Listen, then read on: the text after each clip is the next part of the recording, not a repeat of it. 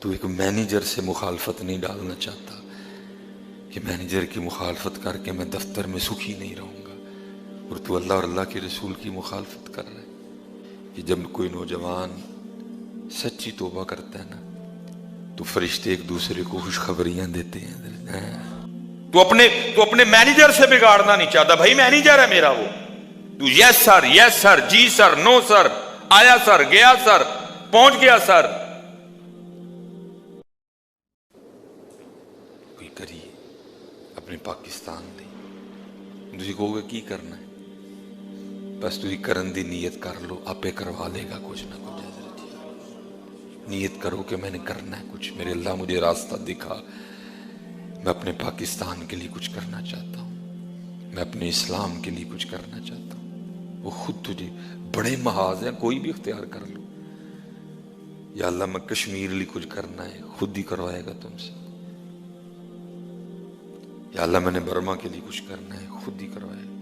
نیت تو کرو، میری نیت میں ہے ہی نہیں، پاکستان نہیں، اسلام نہیں، کشمیر نہیں، برما نہیں، فلسطین نہیں، میری نیت میں تو ہے ہی کوٹھی ہے، میری نیت میں تو ہے ہی گاڑی ہے، بس ایک خوبصورت سی بیوی ہے، چند بچے ہیں، بڑی اچھی لوکیشن والا مکان ہے، بس۔ یا رب دل مسلم کو وہ زندہ تمنا دے۔ پتر جتنے اسپیشلی نوجوان بیٹھے ہوئے ایدی نہ ٹینشن لئی ہو، جو اس نے تمہارے مقدر میں لکھا ہے کوئی نہ کوئی بہانہ بنا کے دے گا تمہیں، وہ کرو جو کرنے آئے، وہ کرو، نہ اس کی فکر کرنا کرو، نہ اس کی فکر کرنا ہے، جو کرنے آؤ اس کی فکر کرو، جو اس نے تمہارے لیے مقرر کر دیا ہے وہ بہانہ بنا کے ملے گا۔ یہ رود الفائق اس میں منقول ہے، جس کا مفہوم ہے کہ جب کوئی نوجوان سچی توبہ کرتا ہے نا تو فرشتے ایک دوسرے کو خوشخبریاں دیتے ہیں۔ جب کوئی نوجوان گناہوں کا راستہ چھوڑ کے سچی توبہ کرتا ہے تو فرشتے ایک دوسرے کو خوشخبریاں دیتے ہیں۔ جو دیگر فرشتے ہیں وہ پوچھتے ہیں بھائی کیوں خوشخبریاں دے رہے ہو ایک دوسرے کو، تو ان کو بتایا جاتا ہے یہ ایک نوجوان نے گناہوں کا رشتہ چھوڑ کے نا اپنے اللہ کی بارگاہ میں سچی توبہ کر لیا ہے۔ پھر ایک اعلان کرنے والا اعلان کرتا ہے اس نوجوان کے توبہ کے استقبال میں ساری جنتوں کو سجا دو۔ تینوں روٹی دی فکر پہ گئی، تینوں روٹی دی فکر پہ گئی، یہ فکر کر میاں تیرا اللہ تجھ سے راضی نہیں ہے، اپنے اللہ کو منا، روٹی کی فکر پڑ گئی تجھے، اپنے اللہ کو راضی کر دے۔ تیرا مقصد صرف روٹی کمانا نہیں ہے، تیری تخلیق کا مقصد بہت بڑا ہے، تو وہی ہے جس کے لیے 4 قسمیں کھائیں اس نے، والتین والزیتون وطور سینین وہذا البلد الامین لقد خلقنا الانسان فی احسن تقویم۔ وہ جس کے لیے 4 قسمیں کھائی گئی وہ صرف روٹی کے لیے آیا ادھر۔ اقبال کہتے ہیں بے خبر تو جوہر آئینہ ایام ہے، تو جہاں میں خدا کا آخری پیغام ہے۔ ہاں بس ایک کام کرو پتر، جو طریقہ رسول اللہ علیہ السلام نے بتایا اس پہ نکل کھڑو، پھر اور اس پہ چھوڑ دو فقیری امیری، میں کوشش پوری کرو، پوری محنت کرو پتر، لیکن رب کو ناراض کر کے نہیں، دھوکہ دے کے نہیں، جھوٹ بول کے نہیں، قسم کھا کے نہیں، کم تول کے نہیں، پورا تول، سچی بات، نو دھوکہ، نو فراڈ۔ ہاں جو نبی علیہ السلام نے طریقہ دیا، اپنے دن کی ابتدا فجر سے کرو، اپنے دن کی ابتدا استغفار سے کرو، اپنے دن کی ابتدا سورہ یاسین سے کرو، اپنے دن کی ابتدا درود پاک سے کرو، اپنے دن کی ابتدا ذکر و اذکار سے کرو، اور پھر نکل جاؤ اور چھوڑو پھر اپنے اللہ پہ حضرت۔ پھر دیکھو رنگ لگتے ہیں کہ نہیں لگتے ہیں پتر. اس کے مخالف چل کے کیا کر لو گے تم؟ وہ مجھے سمجھ یہ نہیں آ رہی. ایک بندہ ایک فیکٹری میں کام کر رہا ہے نا, وہ اپنے اس عارضی چھوٹے سے مالک کی مخالفت نہیں کرتا. وہ کہتا ہے مالک کی مخالفت کر کے میں نے فیکٹری میں کیسے رہنا ہے؟ بھائی اتنی تجھے سینس ہے کہ اس چھوٹے سے مالک کی مخالفت کر کے تو فیکٹری میں نہیں رہ سکتا, اور تیری مت ماری گئی ہے, تو اللہ اور اللہ کے رسول سے مخالفت کر کے یہاں کیسے سکھی رہ لے گا؟ تیری مت ماری گئی ہے. تو اپنے مینیجر سے بگاڑنا نہیں چاہتا. بھائی مینیجر ہے میرا وہ, تو یس سر, جی سر, نو سر, آیا سر, گیا سر, پہنچ گیا سر. جس مینیجر کا پتہ ہی کوئی نہیں اگلے دن اس کا تبادلہ ہو گیا ہو, جس مینیجر کا پتہ ہی کوئی نہیں وہ اس نے اگلا سانس بھی لینا ہے کہ نہیں لینا ہے, تو اس مینیجر سے تو ڈر رہا ہے کہ میں اس آفس میں اس مینیجر کے خلاف چل کے نہیں رہ سکتا. بھائی تو کیا کر رہا ہے؟ پھر تو اللہ اور اللہ کے رسول کے خلاف چل کے کیسے سکھی رہ لے گا؟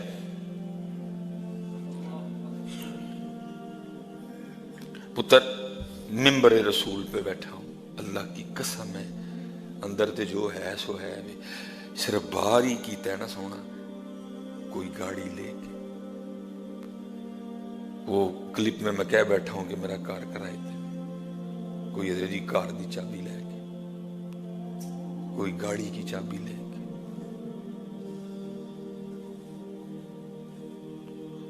تو ایک مینیجر سے مخالفت نہیں ڈالنا چاہتا کہ مینیجر کی مخالفت کر کے میں دفتر میں سکھی نہیں رہوں گا, اور تو اللہ اور اللہ کے رسول کی مخالفت کر رہا ہے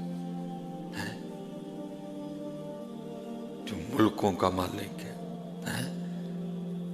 تو اس مینیجر سے, تو اس فیکٹری کے مالک سے ڈر رہا ہے, ہو سکتا ہے تو کل آئے تو وہی کو نا رات کو ہارٹ اٹیک آئے مر جائے, لیکن وہ ہمیشہ سے ہے, اس نے ہمیشہ ہی رہنا ہے. وہ حی ہے, وہ قیوم ہے, وہ دائم ہے, وہ قدیم ہے, وہ بے نیاز ہے, وہ 70 ماہوں سے بڑھ کے پیار کرتا ہے. 2 بھائی تھے, ایک نیکوکار ایک گنہگار. وہ جو نیکوکار تھا نا اس نے اپنے دوسرے بھائی کو ہمیشہ کہنا, ہو یہ چھوڑ دے, یہ گناہوں کا راستہ چھوڑ دے یہ گناہوں کا راستہ, یہ راستہ ٹھیک نہیں ہے. لیکن وہ اسی راستے پر رہا. ایک دن موت آ گئی. جب وہ جان کنی کے عالم میں تھا نا, نزا کی کیفیت تاری تھی, وہ بھائی آ گیا. اس نے کہا میں تجھے کہتا رہا ہوں اپنے اللہ کو منا لے, تو نے ساری عمر ضائع کر دی, اور دیکھ تو اب اتنے زیادہ گناہ لے کے اللہ کی بارگاہ میں جا رہے ہیں. تو بھائی آگے سے اس کو کہتا ہے, اے میرے بھائی تو ٹھیک کہتا رہا, میں نے غلط کیا, لیکن ایک بات بتا, اگر بروز قیامت اللہ میرے فیصلے کا حق میری ماں کو دے دے تو یہ بتا میری ماں مجھے جنت میں بھیجے گی کہ جہنم میں؟ تو بھائی کہنے لگا ظاہر ہے ماں ہے, وہ تو تجھے جنت میں بھیجے گی. وہ رو پڑا اور کہنے لگا اگر وہ ماں مجھے جنت میں بھیجے گی تو وہ میری ماں سے بھی زیادہ مجھ سے محبت کرتا ہے. یہ کہہ کے اس نے جان دے دی. وہ مفتی صاحب لکھتے ہیں, خواب میں اپنے بھائی کو دیکھا تو بڑی اچھی حالت میں ہے. اس نے کہا کیا بنی؟ اس نے کہا بس جاتے ہوئے جو میں نے جملہ کہا تھا نا کہ اگر بروز قیامت میرا اللہ میرے فیصلے کا حق میری ماں کو دے دے تو کیا فیصلہ کرے گی, جنت یا جہنم؟ تو تم نے کہا تھا ظاہر ہے ماں ہے جنت. تو میں نے آگے سے کہا تھا پھر میرا اللہ میری ماں سے بھی بڑھ کر مجھ پر مہربان ہے, بس میرے اسی جملے کی وجہ سے میرے اللہ نے مجھے معاف کر دیا. لیکن پتر ہاتھ جوڑ کے ایدو تو دلیری نہ لئیو ہے کہ جو کریم ہے تو میں چوک کے رکھا سارا کچھ. پتر جو کریم ہے تو دی پکڑ سخت بھی بڑی جمی ہے, وہ دی پکڑ ہے. اس بات پہ دلیر نہ ہو جانا, یہ بات میں نے صرف اس لیے سنائی ہے تاکہ دلوں کو ٹھنڈک پڑے, لیکن اس بات پہ دلیر نہ ہو جانا کہ کریم ہے تو میں چک کے رکھا سارا کچھ نہ. کچھ گناہ تو ایسے ہیں جن کے بارے میں لکھا ہے ان کی نحوست کی وجہ سے آخری وقت ایمان تک سلب ہو جاتا ہے. نہیں، بچو گناہوں سے، اپنے اللہ کو راضی کرو. اور حضرت جی کثرت سے استغفر اللہ استغفر اللہ، سوری علیہ الرحمت. آپ کی بارگاہ میں سوال آیا، حضرت زیادہ تسبیح پڑھا کہ استغفار زیادہ کرا؟ آپ نے فرمایا تسبیح کی بڑی شان ہے، ہر چیز اللہ کی پاکی بول رہی ہے، ہر چیز اللہ کی اپنے اپنے انداز سے پاکی بیان کر رہی ہے. حضرت سیدنا داؤد علیہ نبی علیہ السلام، آپ کے لیے لکھا ہے کہ آپ نے ایک دفعہ ایک مینڈک کو دیکھا جو محویت کے عالم میں اللہ کا ذکر کر رہا ہے. ہم تو کرتے ہیں نا، کوئی خارج کر رہا ہے، کوئی اللہ اللہ کر رہا ہے ساتھ چھت کو، نہیں، محویت کا عالم ہے، اس کو دائیں بائیں کی کوئی ہوش نہیں، محویت کا عالم ہے. اور کیونکہ حدیث بھی ہے، محبوب علیہ السلام نے فرمایا مینڈک کو نہ مارو، فَإِنَّهُ يُكْسِرُ التَّسْبِيحَ، یہ بڑی کثرت سے اللہ کی تسبیح بیان کرتا ہے. حضرت صحابہ نے عرض کی محبوب علیہ السلام آپ پر ہمارے ماں باپ قربان، کیا کہتا ہے مینڈک؟ کیا ہے مینڈک کی تسبیح؟ آپ نے فرمایا مینڈک کہتا ہے سبحان المعبود فی لج البحار، یہ مینڈک کی تسبیح ہے. حضرت سیدنا داؤد علیہ نبی علیہ السلام نے اس مینڈک سے پوچھا وہ تو کب سے اسی طرح اللہ کا ذکر کر رہا ہے؟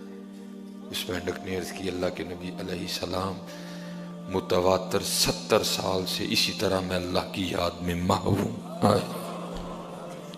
70 سال سے اسی طرح میں اللہ کی یاد میں. پتر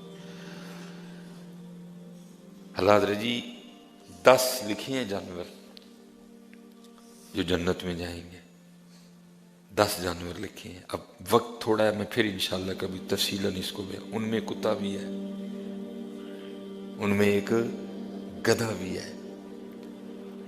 ہاں، حضرت عزیر علیہ السلام کا وہ بھی جنت میں جائے گا، اصحاب کاف کا کتا بھی جنت میں جائے گا، محبوب علیہ السلام کی مبارک اونٹنی بھی جنت میں جائے گی، حضرت صالح علیہ السلام کی اونٹنی بھی جنت میں جائے گی، حضرت سلیمان علیہ السلام کا ہدہد بھی جنت میں جائے گا. ایسے لکھے ہوئے ہیں.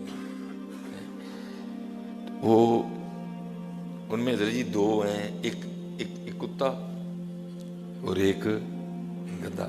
اور آپ کو پتہ ہے حضرت جی ہمارے یہاں دونوں جو نام ہے بطور گالی یوز ہوتے ہیں.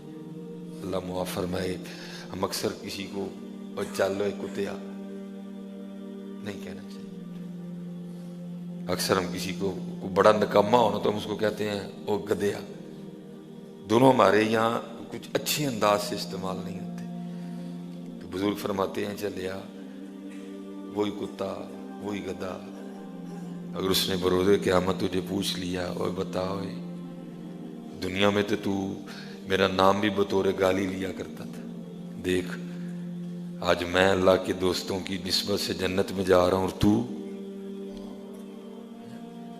مینڈک اللہ کی تسبیح کرے، مرغا